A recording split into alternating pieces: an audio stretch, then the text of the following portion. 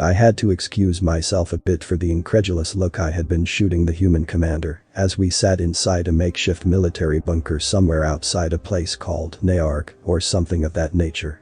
I had to excuse myself for the look I was giving him because to me, it was quite apparent that this little creature was out of its fucking mind. I picked that word up from them, by the way. Fucking, fuck, very therapeutic. They use it simply to emphasize stress or something. I've taken a liking to it. I think it'll catch on in the Ranger Corps, to be honest. Anyways. Battle of Earth. We were in deep shit.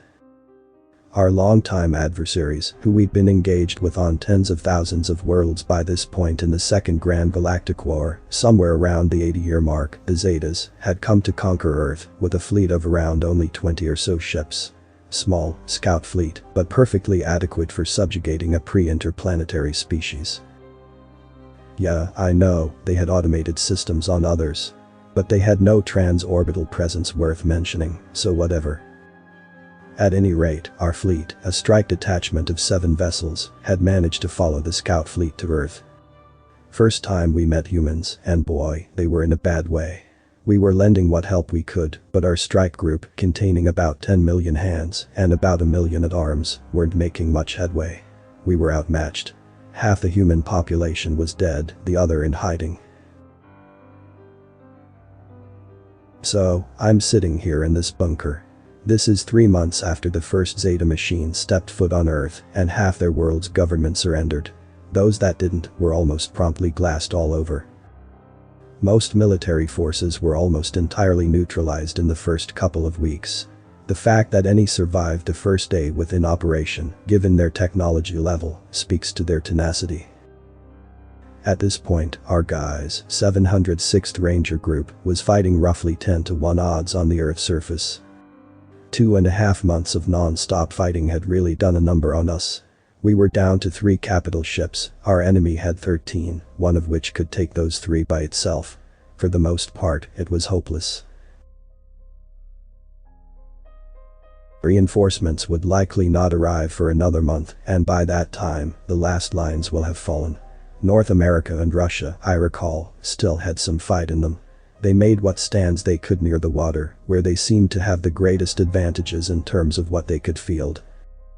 But what this human was planning, it sounded completely out of a dream. He doesn't tell me.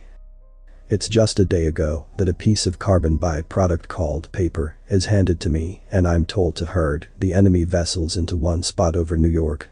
Why? How? Well, he explained to me the how. That's where our forces would gather. Low and slow, for a final climactic battle in the ruins of an old capital city.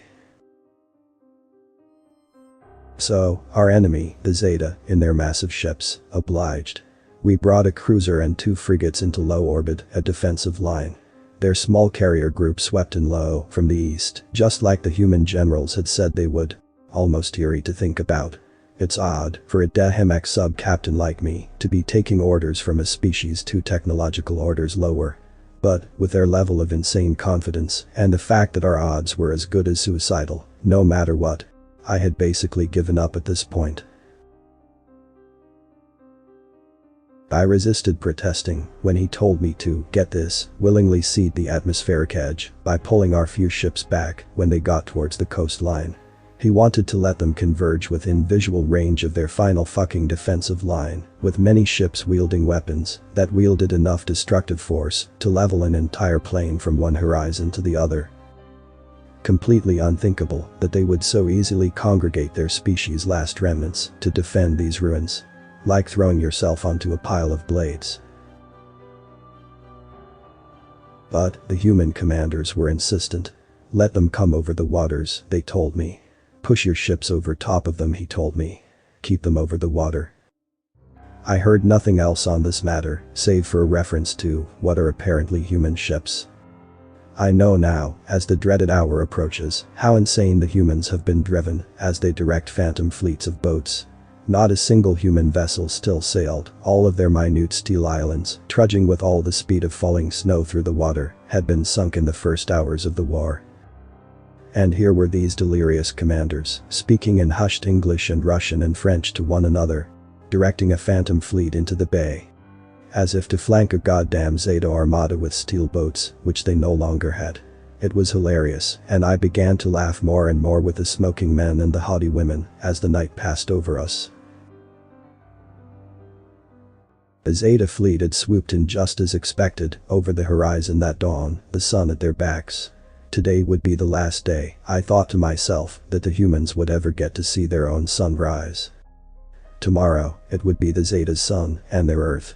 My rangers, what was left of the combat arms of about 27,000 soldiers, took up arms with around 115,000 or so human soldiers. As you know, a human, their race having barely made any headway in genetic engineering or synthetic body augmentation, were fairly weak. They average a coup head shorter and are about a third of our weight. On average, they have less muscle, and it's less efficient too. We reverse engineered what we could for them, of our power armor and weapons. Since no infantry arms they had, that were not specified to be anti-tank, were worth anything on a Zeta infantry drone. But they were still lagging behind. I run a 6-clawed hand over my red scales, humming an old tune that reminded me of home, as I watched my soldier have their 16mm automatic railguns, something which I was told was like an assault rifle, but with the power of an anti-material rifle, alongside the humans and their ID cals and other outdated equipment. It was to be a brave stand, but the best we could hope for was to give the enemy a bit of trouble before they ground the last bit of human resistance into the dirt. I wonder if a human poet would write about this one day, if any would live. The first shots ring out at what is locally 0716 hours. What were once ruins of buildings become ruins of ruins. Laser and missile and plasma mortar fire rains all over our defenses. And with my ships doing their best to corral the superior fleet where the humans wanted it, the entire ordeal was no less than a nightmare. It eventually came to be that, I was told, as my dad and the human men began to fight hand to hand and blade to blade in the dusty hellhole of New York with the mechanical fiends, that this was an optimal position. I laugh, again, as was my nature, nodding and accepting, wholeheartedly, as I was told to push hard down on their ships with my own. Sure, why not? I gave the order, and my ships were soon raining down intensely on the Zeta ships, receiving a pounding in return. I shot one frigate very quickly, though. I managed to cripple a couple of their own vessels. One fell into the water even. It was now 5-1 odds against my battle group, who could now barely do anything but watch as the enemy ships redirected the full force of their repulsion shielding towards them. I groaned and told the human commander, this is exactly what I had anticipated when we seeded our atmospheric defense. With their shielding at full, the enemy ships were free to exert influence directly over the battlefield. We had around 16 minutes to live at this point. But the commander cut me off here and smiled the most peculiar smile. We know. Our fleet is in position, thanks for your help. He offered me his hand. Fucking insane humans, with their phantom fleets. I shook it earnestly, grinning stupidly, as I waited for inevitable death and looked out over the bay. And that's when I saw it, from beneath the enemy task force, which was barely half a kilometer over the water, grouped so tightly, they looked ready to bump into each other, surfaced a series of small metal islands. I nearly went limp in disbelief as they opened up like metallic sea creatures. There must have been 30, at least, of the things, each perfectly positioned beneath the enemy vessels. It happened so quickly, I could barely register. But in an instant, hundreds of vapor trails sprung out the tops of them.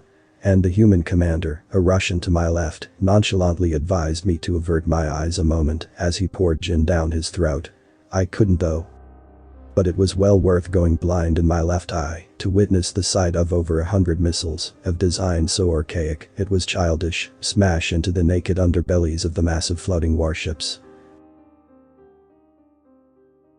The flash, the heat, it was incredible, even from inside the fortifications. One after another, nuclear blasts rippled and melted through the armor of the enemy ships. Their repulsion shield generators slag before they could be diverted power to. I stood motionless. The battle had stopped. Over the course of only a few minutes, the ships, one of which was a 2-mile-long Cartier vessel, simply failed and gave in to their weight. 11 enemy ships, all crippled in the span of a couple seconds by a species that couldn't even figure out how the centers of black holes work. It dawned on me only later that day as I led my battalion into the heart of Austin. A Russian tank division on one flank of me and a NATO flight of Apache attack helicopters overhead to push back against the now failing line that had been pushing north from the South Americas. But this was now a winning battle. The author's name and the link to original text is in the description. Consider tapping the thumbs up and pressing the subscribe button if you enjoyed this video.